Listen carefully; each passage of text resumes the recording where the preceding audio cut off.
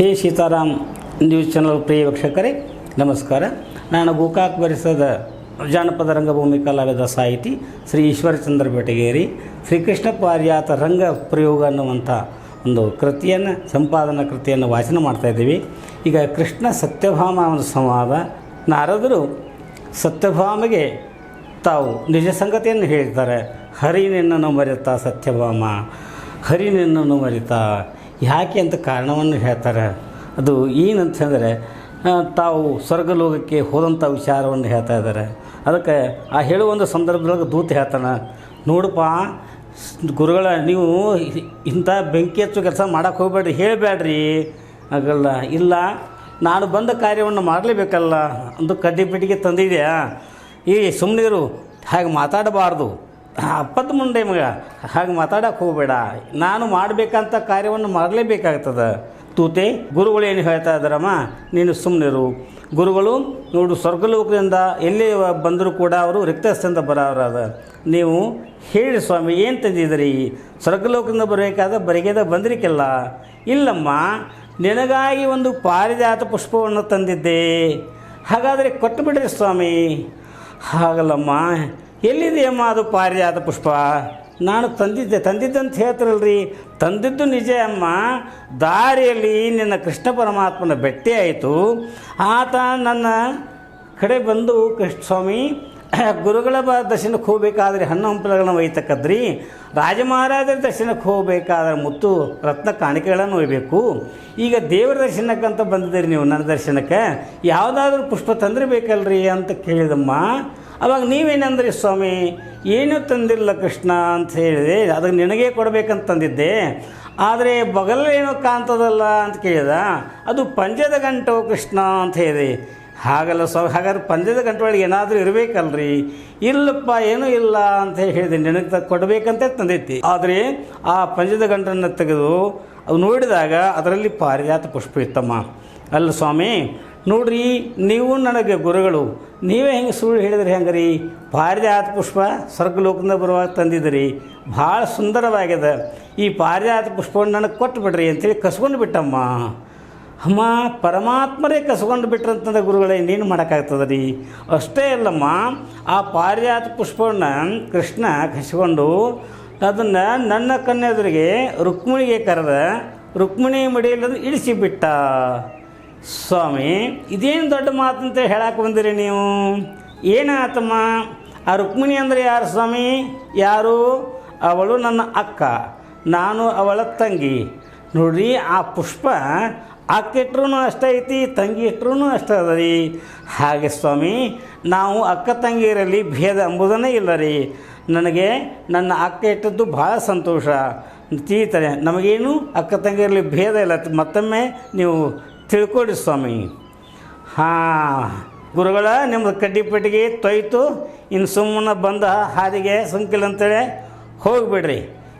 ದಡ್ರಂಡೆ ಗಂಡ, ಹಾಗಲ್ಲೋ, ಇನ್ನೂ ನಾನು ಅದನ್ನು ಹಚ್ಚೇ ಹೋಗ್ತೀನಿ, ನೋಡ್ತಾ ಇರು. ಅಂತೂ ಇನ್ನೂ ಬೇರೆ ಒಂದು ಸದಿ ಒಂದು ಇರ್ತದೆ, ಮತ್ತು ಬೆಂಕಿ ಹಚ್ಚಕ್ಕೆ ನೀ ಸುಮ್ಮನೆ ನೋಡ್ತಾ ಇರೋದೂತೆ. ಅದು ಆತು ಬಿಡಪ್ಪ, ಒಂದು ಚಲೋ ಕೆಲಸ ಅಂತೂ ಮಾಡಮಲ್ಲ ನೀನ, ಒಟ್ಟು ಬೆಂಕಿ ಹಚ್ಕೊತ ಹೋಗವ. ಅದಕ್ಕೆ ನಿನಗೆ ಕಲಪ್ರಿಯ ಅಂತಾರೆ. ಅದೇನು ಸುಳ್ಳು ಅಲ್ಲ ನೋಡು, ಸುಮ್ಮನಿರೋ ದಡ್ರಂಡೆ ಗಂಡ. ನೋಡಮ್ಮ ಸತ್ಯಭಾಮ, ನಿನ್ನ ಮಾತು ಕರೆಯದಮ್ಮ. ರುಕ್ಮಿಣಿ ನಿನ್ನ ಅಕ್ಕ, ನೀನು ಅವಳ ತಂಗಿ, ಮತ್ತು ನೀವು ಅಕ್ಕ ತಂಗಿಯರಲ್ಲಿ ಭೇದಿಲ್ಲ, ಇದು ನನಗೆಲ್ಲ ಗೊತ್ತೈತಿ. ನಿಮ್ಮ ಅಕ್ಕ ತಂಗಿಯರಲ್ಲಿ ಭೇದಿಲ್ಲ, ಆದರೆ ಆ ಪುಷ್ಪದಲ್ಲಿ ಭೇದ ನೋಡಮ್ಮ. ಏನು ರೀ ಸ್ವಾಮಿ, ಏನು ಮಾತಾಡ್ತೀರಿ ನೀವು? ಅಲ್ಲ, ಒಂದು ಪುಷ್ಪ ಅಂದರೆ ಏನು, ಅದರಲ್ಲಿ ಭೇದ ಅಂದರೆ ಏನು ಮಾತಾಡ್ತೀರಿ ನೀವು? ನೋಡಮ್ಮ ಸತ್ಯಭಾಮ, ಪಾರಿಜಾತ ಪುಷ್ಪದಲ್ಲಿ ಮಹತ್ವದ, ಅದು ಏನನ್ನೋದು ನಿನಗೆ ಗೊತ್ತಿಲ್ಲ, ಅದಕ್ಕೆ ನೀನು ಹಿಂಗೆ ಮಾತಾಡ್ತಿ. ಸ್ವಾಮಿ, ಇದೇನು ಮಾತಾಡ್ತೀರಿ ನೀವು? ಒಂದು ಪಾರಿಜಾತ ಪುಷ್ಪ ಅಂದ್ರೆ ಏನು ರೀ, ಅದರ ಮಹತ್ವ ಅಂತಂದ್ರೆ ಏನು ರೀ? ನಿಮ್ಮ ಮಾತನ್ನು ನಂಗೆ ತಿಳಿವಾತು ಬಿಡ್ರಿ. ಆ ಮಹತ್ವ ಇನ್ನು ನಾನು ಹೇಳಿದರೆ ನಿನಗೆ ಗುರುತಾಗ್ತದಮ್ಮ. ಅದಕ್ಕಾಗಿ ನಾನು ಹೇಳಿದೆ, ಪದ್ಯ ರೂಪದಿಂದ ತಿಳಿಲಿಲ್ಲ.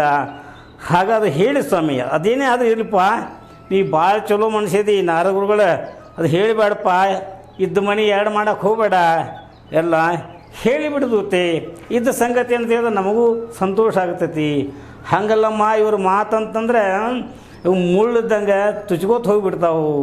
ಏನೇ ಇರಲಿ, ಸುಮ್ಮನೆ ನಿಂತ್ಕೊಡು ದಡ್ಡಂಡೆ ಗಂಡ, ಅಮ್ಮ ಸತ್ಯಭಾಮ, ನೋಡಮ್ಮ, ನಾವು ಸ್ವರ್ಗಲೋಕದಿಂದ ಬರುವಾಗ ತಂದಂಥ ಪಾರಿಜಾತ ಪುಷ್ಪ ಅದು ಏನು ಮಹತ್ವದ ಅಂತ ನಿನಗೆ ಗೊತ್ತಿಲ್ಲ, ಅದಕ್ಕೆ ಹೀಗೆ ಮಾತಾಡ್ತಾ ಇದ್ದಿ.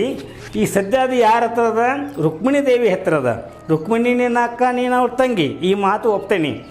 ಆದರೆ ಆ ಪಾರಿಜಾತ ಪುಷ್ಪ ಎಲ್ಲಿಯವರೆಗೆ ರುಕ್ಮಿಣಿ ಹತ್ರ ಇರ್ತದೆ, ಅಲ್ಲಿ 16,000 ಗೋಪಿಕಾ ಅಷ್ಟೇರಲ್ಲ, ರುಕ್ಮಿಣಿ ತಾಯಿ ಹೇಳಿದಂಗೆ ಕೇಳಬೇಕಾಗ್ತದೆ. ಅಷ್ಟೇ ಅಲ್ಲ, ನೀವು 7 ಮಂದಿ ಪಟ್ಟದರ್ಶಿಯರು ಕೂಡ ರುಕ್ಮಿಣಿ ತಾಯಿ ಪಾದ ಸೇವೆ ಮಾಡಬೇಕಾಗ್ತದೆ. ಅಷ್ಟೇ ಅಲ್ಲಮ್ಮ, ಸಾಕ್ಷಾತ್ ಕೃಷ್ಣ ಭಗವಂತ ಕೂಡ ಕೂಡ್ರಂದ್ರೆ ಕೂಡಬೇಕು, ಏಳಂದ್ರೆ ಏಳಬೇಕು. ಹಾಂ ಮತ್ತೇನಪ್ಪ, ನಾರವ್ರುಗಳ ಕಾಪಿ ಸೋಸಂದ್ರೆ ಸೋಸಬೇಕು, ಕಪ್ಪ ಬಸಿ ಗಾಡಿಗೆ ಅಂದ್ರೆ ಒಗಿಬೇಕು ಅಂದಂಗಾತ. ದಡ್ರಂಡೆಗಂದ ಹಾಗಲ್ಲ, ಸುಮ್ಮ ಕೊಡು. ಹಾಗಲ್ಲಮ್ಮ, ಇಂಥ ಒಂದು ಮಹತ್ವ ಆ ಪಾರಿಜಾತ ಪುಷ್ಪದಲ್ಲಿ ಅದ ಅಂತ ಹೇಳಿದೆ. ಓಹೋ, ರುಕ್ಮಿಣಿ ಹತ್ತಿರ ಇರುವವರೆಗೆ ಇದೆಲ್ಲ ಆಗ್ತದತ್ತಂದ್ರಿ. ಹೌದು, ಅಂಥ ಮಹತ್ವನ ಆ ಪುಷ್ಪ ಅದ. ಹಾಗಾದರೆ ಸ್ವಾಮಿ, ಆ ಪುಷ್ಪ ನೀವು ಯಾರ ಸಲುವಾಗಿ ತಂದಿದ್ರಿ? ಅಮ್ಮ, ನಾನು ಸ್ವರ್ಗಲೋಕದಿಂದ ಬರುವಾಗ ನಿನ್ನ ನೆನಪಾಗಿ ಆ ಪುಷ್ಪವನ್ನು ನಿನಗಾಗಿಯೇ ತಂದಿದ್ದೇನೆ ನೋಡಮ್ಮ.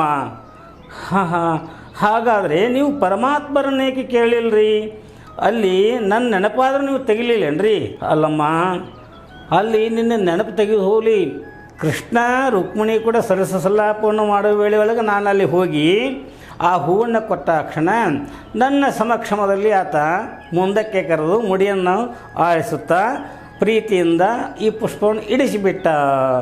ಅಂದರೆ ನನ್ನ ನೆನಪು ನಿಮಗೆ ಆಗಲೇ ಇಲ್ಲರಿ. ಅಲ್ಲ, ಆವಾಗ ಈ ದೂತನೂ ಅಲ್ಲೇ ಇದ್ದರು. ಹೌದವ್ವ, ಇವ್ರದೇ ನೆನಪು ಮಾಡುವಾಗ ಅವರೇನು ತೆಗಿತಾರೋ, ನಾನೇ ನೆನಪು ಮಾಡಬೇಕಂತೇಳಿ ಚಡಪಡಿಸ್ಕೋತಾ ಇದ್ನವಮ್ಮ. ಹೌದಮ್ಮ ಸತ್ಯಭಾಮ, ನಾನೇ ಕೃಷ್ಣನಿಗೆ ಹೇಳಿದೆ ಏನಂತ, ಕೃಷ್ಣ ಈ ಪುಷ್ಪ ರುಕ್ಮಿಣಿ ದೇವಿಗೆ ಸಲ್ಲತಕ್ಕದ್ದಲ್ಲ, ಇದು ಸತ್ಯಭಾಮೆಗೆ ಸಲ್ಲಬೇಕು ಅಂದಾಗ ಆಗ ನಾನು ಪರಮಾತ್ಮ ಏನಂದ್ರಿ ಸ್ವಾಮಿ, ಏನಂತಾರೇವ ಗುರುಗಳೇ? ಸತ್ಯಭಾಮೆ ನೆನಪು ನನ್ನ ಮುಂದೆ ಇದೇ ತೆಗೆದ್ರಿ, ಇನ್ನೊಮ್ಮೆ ಅವಳ ನೆನಪು ತೆಗೆದ್ರೆ ಏನಾಯ್ತು ಅಂತಂದ್ರಿ? ಯಾಕೋಪ ಕೃಷ್ಣ ಅಂತಂದೆ. ಪರಮಾತ್ಮರು ಏನಂದರು? ಅಲ್ಲ, ಸತ್ಯಭಾಮನ ನೆನಪು ನನ್ನ ಎದುರಿಗೆ ಮತ್ತೊಮ್ಮೆ ತೆಗೆದ್ರೆ ನನ್ನ ಮೈಯೆಲ್ಲ ಧಗ ಉರಿತೈತೆ ಅಂದರು. ಅಯ್ಯೋ ಸ್ವಾಮಿ, ಹೀಗಂದ್ರೆ ನನ್ನ ಪರಮಾತ್ಮ. ಅಮ್ಮ, ನಾನು ಇನ್ನೇನು ಮಾಡಲಿ? ನಾರಾಯಣ ನಾರಾಯಣ. ಅಲ್ಲಪ್ಪ, ಮತ್ತೊಬ್ಬರು ಹೊಟ್ಟೆಗೆ ಬೆಂಕಿ ಹಾಕಿದಂತ ಹೊಟ್ಟೆ ಹೆಡಿ ಕೂಡಟ್ಸತಿ, ಒಂದು ಮಾತು ನಿನಗೆ ಅರ್ಥಿಸ್ಲಿಲ್ಲ.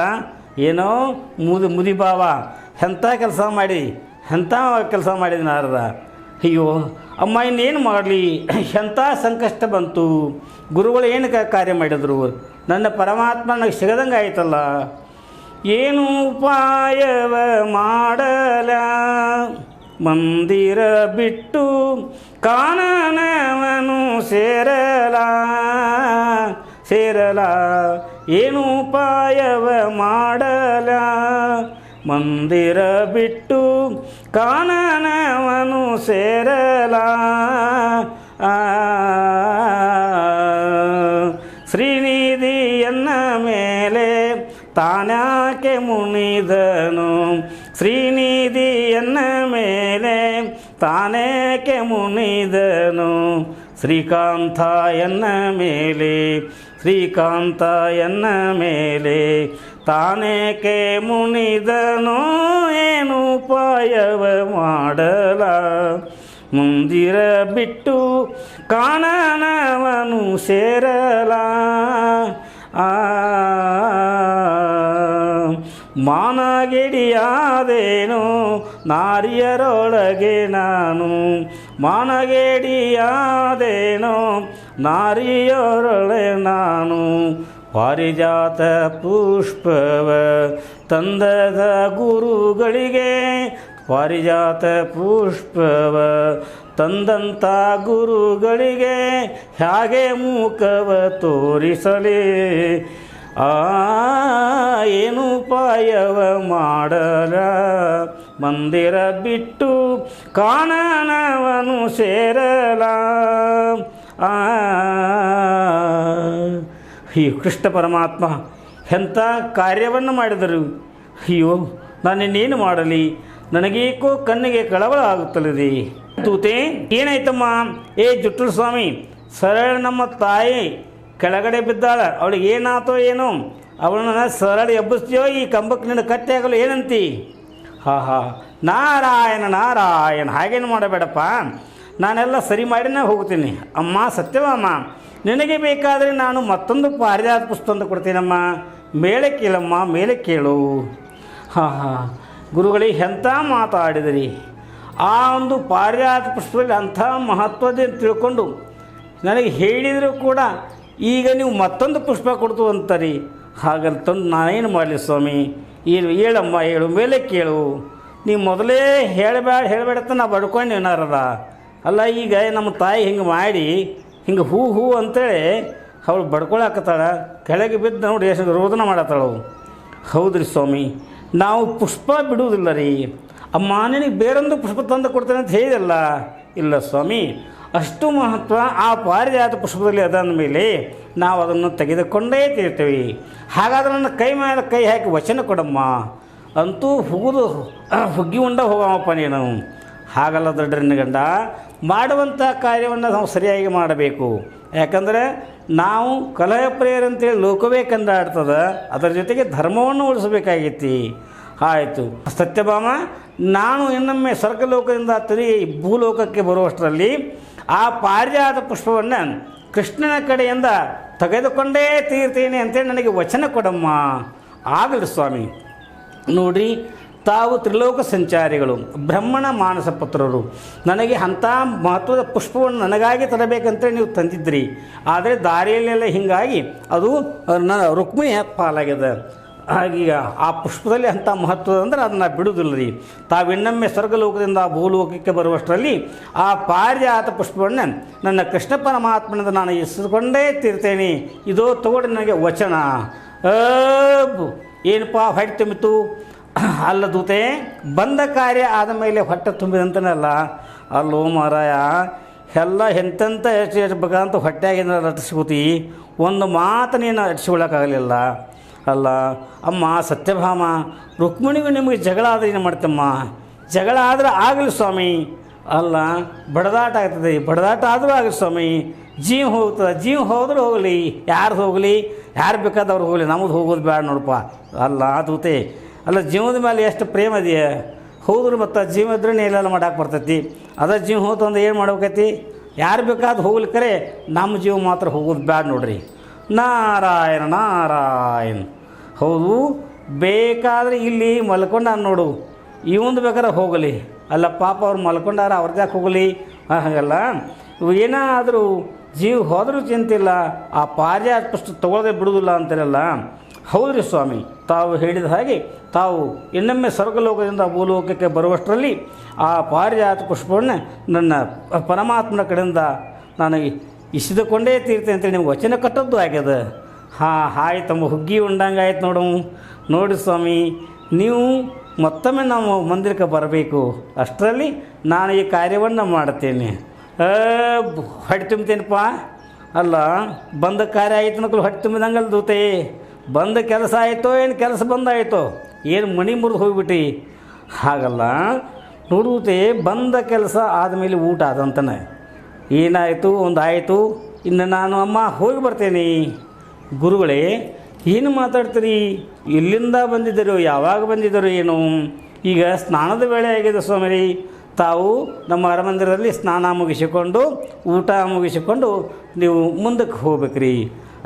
ನೋಡ್ದೂತೆ, ಯಾಕೆ ಕರೆದೇನ್ರಿ? ಅಲ್ಲ, ನಾನು ಪಾರಿಜಾತ ಪುಷ್ಪ ಸತ್ಯಭಾಮೆಗೆ ಕೊಟ್ಟಿಲ್ಲ. ಅವಳೆಷ್ಟು ನನಗೆ ಪ್ರೀತಿಯಿಂದ ಆದರ ಉಪಚಾರವನ್ನು ಮಾಡ್ತಾ ಇದ್ದಾಳೆ. ಪ್ರೀತಿಯಿಂದ ಸ್ವಾಮಿ ನಿಮ್ಮ ಯಾವಾಗ ಬಂದ್ರಿ, ಏನು ನಿಮ್ಮ ಸ್ನಾನ ವೇಳೆ ಆಗ್ಯದ, ಸ್ನಾನ ಮಾಡಿರಿ, ಆಮೇಲೆ ಇಲ್ಲಿಂದ ನೀವು ಊಟ ಮಾಡ್ಕೊಂಡು ಮುಂದಕ್ಕೆ ಹೋಗ್ರಿ ಅಂತ ಹೇಳ್ತಿದ್ರು. ಅಲ್ಲ ದೂತೆ, ನೋಡು, ಅಕಸ್ಮಾತ್ ಆ ಪಾರಿಜಾತ ಪುಷ್ಪವನ್ನು ಸತ್ಯಭಾಮಗೇನೆ ನಾನು ತಂದು ಕೊಟ್ಟಿದ್ದೆ ಅಂದ್ರೆ ಏನು ಅನ್ನಿಸ್ತಿದ್ದಳು, ಏನು ಮಾಡ್ತಿದ್ದಳು, ಏನು? ನಾರಾಯಣ ನಾರಾಯಣ. ಅಲ್ರಿ ಸ್ವಾಮಿಗಳ, ಅವರು ದೊಡ್ಡ ರಾಜರ ಅದಾರ, ಅಷ್ಟಲ್ಲದೆ ಕೃಷ್ಣ ಪರಮಾತ್ಮನ ಪಟ್ಟದ ರಾಣಿ. ಅವ್ರು ಮಾಡೋದೇನು ದೊಡ್ಡ ಮಾತಾ? ಮತ್ತು ನೀ ಮಾಡುವಂಥ ಈ ಒಂದು ಹಲಕ ಕೆಲಸ ನೋಡಿ ನಾನೇನು ಏನೆಲ್ಲ ಮಾಡ್ತಿ, ಏನು ಮಾಡ್ತಿದ್ದುತಿ? ನಿನ್ನ ತೊಗೊಂಡು ಹೋಗಿ ಊದಿಸ್ಕೊಂಡು ಬಾರಿಸ್ಕೊತ ಹೋಗಿ ಮಣ್ಣು ಕೊಟ್ಟು ಬರ್ತಿದ್ನಿ. ದೂತೆ ಹಾಗೆಲ್ಲ ಮಾತಾಡಬಾರ್ದು. ಯಾಕಂದರೆ ನಾವು ಬ್ರಹ್ಮಣ ಮಾನಸ ಪುತ್ರರು, ಲೋಕ ಕಲ್ಯಾಣಕ್ಕಾಗಿ ಮುಂದೆ ಹೋಗತಕ್ಕವರು. ಅಮ್ಮ ಸತ್ಯಭಾಮ, ನಾನೇನು ಹೋಗಿ ಬರ್ತೀನಿ, ಅಪ್ಪಣೆ ಕೊಡಮ್ಮ. ಆಗಲಿ ಸ್ವಾಮಿ, ಮೇಲಿಂದ ಮೇಲೆ ಬರ್ತಾ ಇರ್ರಿ. ಹಾಗೆ ನಿಮಗೆ ಅನಂತ ನಮಸ್ಕಾರಗಳು. ಹೋಗಿ ಬನ್ನಿರಿ ಸ್ವಾಮಿ.